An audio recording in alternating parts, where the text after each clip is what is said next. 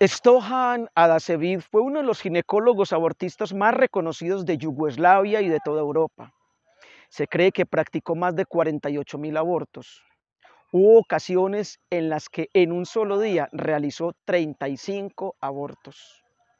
En medio de toda esta situación de prosperidad, de prestigio y de fama en su campo médico, empezó a tener unas pesadillas en las noches donde veía una cantidad de niños jugando en unas mangas, en unos campos verdes, en unos jardines hermosos, y estos niños jugaban y se recreaban, pero cuando lo veían a él salían corriendo despavoridos, llenos de miedo.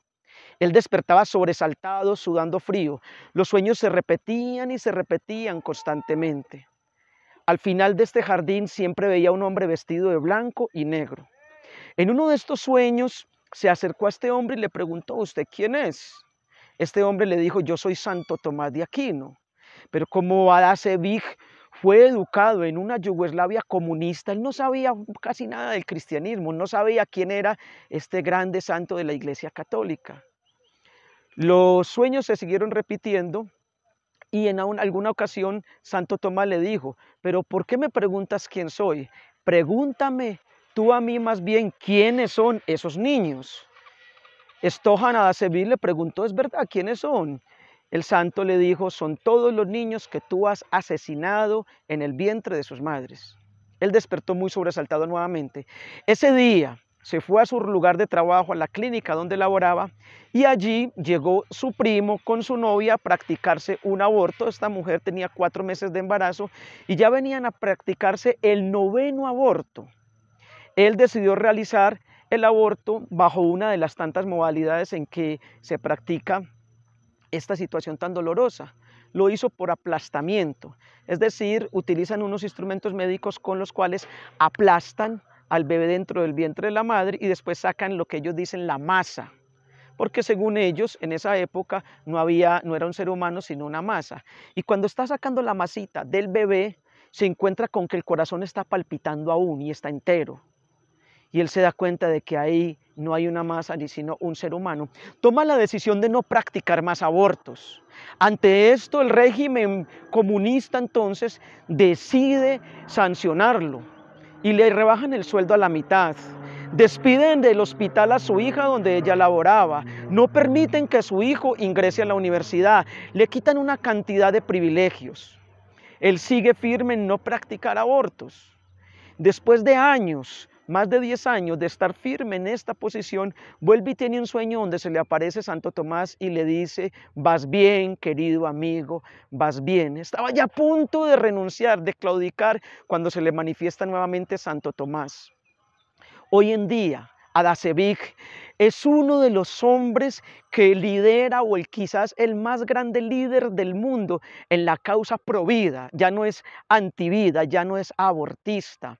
Volvió a los pies de Jesús, se entregó a Dios, volvió al cristianismo que le habían enseñado en la niñez, porque es que definitivamente donde abunda el pecado, sobreabunda la gracia. Y hoy ha salvado millones de vidas. Aquel hombre que asesinó 48.000 niños, hoy ha salvado millones de vidas. Y lo que te quiero decir entonces es que donde abunda el pecado, sobreabunda la gracia. Yo no sé si tú has pecado, porque yo sí pequé. Yo no sé si tú has fallado, porque yo sí he fallado. Pero lo único que te quiero decir es que el amor de Dios es más grande que todos los pecados de todos los hombres de todos los tiempos juntos. Nunca será más grande el pecado que la misericordia de Dios. En ese sentido, entonces, estamos llamados a tomar posesión de la misericordia de Dios. Y alguien podrá decir: Juan Carlos, pero es que yo ya abusé de la misericordia de Dios. Y yo te digo que no puedes abusar de ella, porque no es más grande nuestro pecado que su amor. ¿Cuál es el pecado? La famosa blasfemia contra el Espíritu Santo, que dijo Jesús que todos los pecados serían perdonados, menos el que blasfeme contra el Espíritu Santo. Lo dice el Catecismo de la Iglesia Católica, numeral 1864. Dice que la misericordia de Dios es infinita, pero aquel que se niegue a acogerse a la misericordia de Dios y siga pecando deliberadamente a lo largo de su vida frente a semejante pecado, no hay misericordia que valga. Entonces, el pecado, la blasfemia contra el Espíritu Santo es esa, es que usted y yo no nos acojamos, que no nos arrepintamos, pero si nos arrepentimos y nos acogemos a Dios, por terribles que hayan sido nuestras faltas, Él nos perdonará y sobreabundará su gracia sobre nosotros. ¿Qué tenemos que hacer? Volvernos a Jesús, no vivir sin Jesús, no tener más ausencias de Jesús en nuestra vida. Cuando Jesús va a resucitar a Lázaro, en el capítulo 11 del Evangelio según San Juan, su hermana Marta, la hermana de Lázaro, Marta, le dice: Jesús, si tú hubieras estado acá, mi hermano no habría muerto. Y esa frase a mí me llega a lo profundo del corazón. Si hubieras estado acá, mi hermano no hubiera muerto, lo dijo Marta. Si hubieras estado acá, Jesús, mi hermano no habría muerto. Es que muchas muertes, muchas situaciones malas y tragedias que ocurren en el mundo es por la ausencia de Jesús. Cuando Jesús no está, se establece el reinado del mal, se establece el reinado de la muerte. Pero cuando Jesús está, las cosas cambian.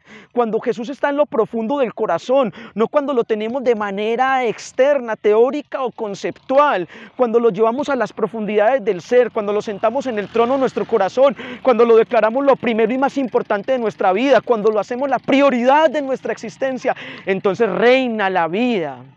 Y podemos ver una cantidad de testimonios. El apóstol Pedro no había declarado a Jesús el rey de su vida, lo hizo con sus labios y ese mismo día lo negó. Pero cuando lo declaró el rey de su vida y lo sentó en el trono de su corazón, ya no tuvo miedo, ya no lo negó. Ya ante todos aquellos que sintió temor y se cayó o lo negó, ya les predicaba con autoridad. El apóstol Pablo también, el que era perseguidor de Jesús, el que era perseguidor de Dios, de las cosas de Dios, cuando entendió y aceptó a Jesús en su corazón, entonces se convirtió en el más grande evangelizador de su época.